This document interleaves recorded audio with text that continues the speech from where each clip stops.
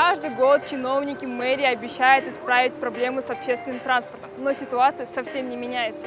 В 2021 году чиновники мэрии повысили тариф с 10 до 15 сомов, обещая увеличить количество транспорта.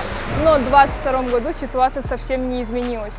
Мэрия снова сообщила о нехватке общественного транспорта.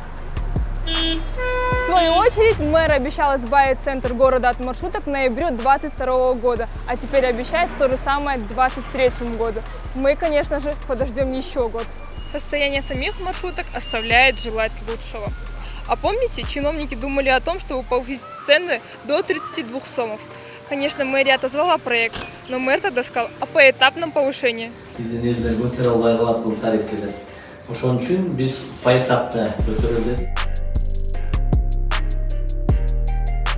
А сколько времени у вас уходит на маршрутку?